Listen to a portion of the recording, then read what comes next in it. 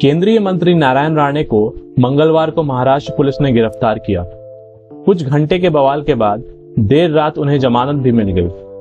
23 अगस्त को उन्होंने महाराष्ट्र के मुख्यमंत्री उद्धव ठाकरे के कान के नीचे बजाने का बयान दिया था। इसके बाद पूरे महाराष्ट्र में शिव सैनिकों ने उग्र प्रदर्शन किया था। कई जिलों में नारायण राणे के खिलाफ एफआईआर भी दर्ज हुई। नासिक में भाजपा कार्यालय पर पत्थरबाजी की गई, तो वहीं मुंबई में राणे के घर के बाहर प्रदर्शन कर रहे शिव सैनिकों पर पुलिस को लाठीचार्ज करना पड़ा। राणे हाल ही में कैबिनेट मंत्री बनाए गए थे और उनके पास सूक्ष्म, लघु और मध्यम उद्यम मंत्रालय है। सवाल नारायण राणे की गिरफ्तारी का नहीं है। सवाल यह है कि क्या पुलिस आम लोगों की तरह किसी कैबिनेट मंत्री को गिरफ्तार कर सकती है? क्या सांसद सदस्यों को कोई विशेषाधिकार नहीं है? अगर आपको इन सवालों का जवाब चाहिए तो आप हमारे साथ वीडियो में बने रहें। तो चलिए शुरू करते हैं।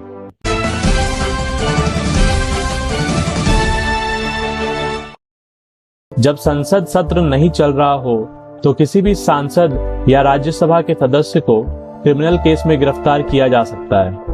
हालांकि पुलिस को राज्यसभा के अध्यक्ष को गिरफ्तारी का कारण अगर नजरबंद किया जा रहा है तो नजरबंदी की जगह और जेल भेजे जाने की स्थिति में जेल के बारे में जानकारी देनी होती है।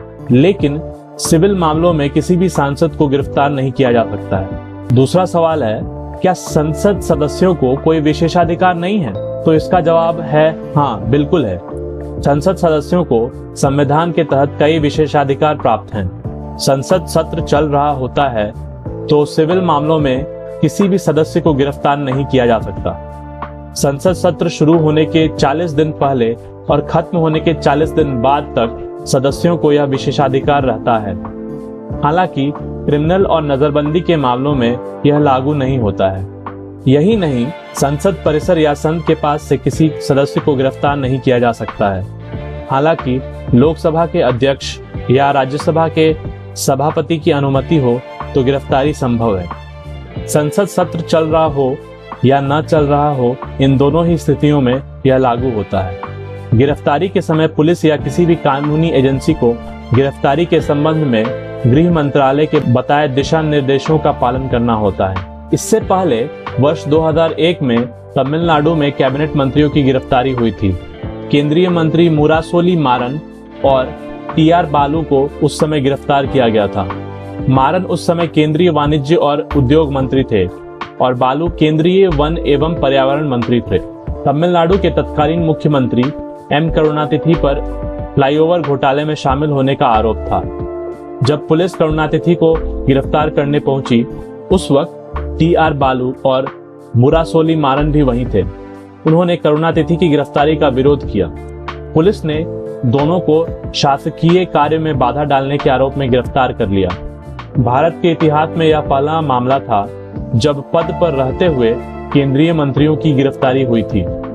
झारखंड के शिबू सोरेन को पुलिस ने उस वक्त हिरासत में लिया था जब वे यूपीए सरकार में कोयला मंत्री थे।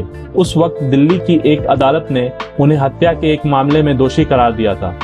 हालांकि कोर्ट द्वारा दोषी करार दिए जाने के बाद यूपीए सरकार ने उन्हें मंत्रिमंडल से निकाल दिया था। अब आइए जानते हैं कि आखिर इस बवाल की वजह क्या थी। स्वतंत्रता दिवस के उपलक्ष्य पर महाराष्ट्र के मुख्यमंत्री उद्धव ठाकरे भाषण दे रहे थे। भाषण के दौरान उद्धव ठाकरे अमृत महोत्सव या हीरक महोत्सव को लेकर कंफ्यूज थे। उन्होंने पीछे खड़े शख्स से पूछा कि हीरक महोत्सव है या अमृत महोत्सव है। पीछे वाले शख्स ने जवाब दिया, अमृत महोत्सव। भारत आजादी के 75वें साल में प्रवेश कर चुका है। भारत सरकार इस उपलक्ष्य में अमृत महोत्सव मना रही है। अब आइए जानते हैं कि नारायण राणे ने क्या कहा था। 23 अगस्त को नारायण राणे महाराष्ट्र में जन आशीर्वाद यात्रा निकाल रहे थे। इसमें एक पत्रकार ने उनसे सवाल किया था कि स्वतंत्रता दिवस के दिन दिए गए भाषण में उद्धव ठाकरे अमृत महोत्सव या हीरक महोत्सव को लेकर कंफ्यूज दिखे। इस पर राणे ने कहा, उस दिन वे पीछे मुड़कर पूछ रहे थे कि आजाद होकर हमें कितना साल हो चुका है। अरे इन्हें ऐसे कैसे नहीं पता? मैं होता तो उन्हें वही कान के नीचे बजाता। देश को आजाद हुए कितना समय हुआ वह इन्हें पता होना चाहिए था। इसे लेकर शिवसेना नाराज हो गई। उसने इसका जगह जगह प्रतिकार किया। इस पर महाराष्ट्र के पूर्व सीएम फडणवीस ने कहा, उद्धव ठाकरे के बारे में नारायण राणे ने जो भी टिप्पणी की है, बीजेपी उनके बयान का समर्थन नहीं करती है। इसके बाद भी हम व्यक्तिगत तौर पर उनके साथ खड़े हैं और पूरी ताकत के साथ पार्टी उनके साथ खड़ी होगी। वहीं बीजेपी अध्यक्ष जेपी नड्डा ने सोशल मीडिया पर लिखा, महाराष्ट्र सरकार द्वारा केंद्रीय मंत्री नारायण राणे जी की गिरफ्तारी संवैधानिक मूल्यों का हनन है। इस तरह की कार्यवाही से ना तो हम डरेंगे ना दबेंगे।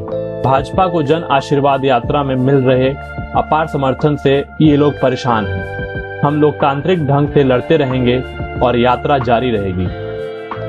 अगर आपको ये वीडियो पसंद आया तो प्लीज इसे लाइक कर दें और अपने सुझाव कमेंट बॉक्स में डाल दें। अगर आपने अभी तक हमारा चैनल सब्सक्राइब नहीं किया तो प्लीज सब्सक्राइब कर लें। आप हमें सोशल मीडिया पर भी फॉलो कर सकते हैं, लिंक नीचे दिए हुए हैं। तो मिलते हैं कल कुछ और नई और दिलचस्प खबरों के साथ। धन्यवाद।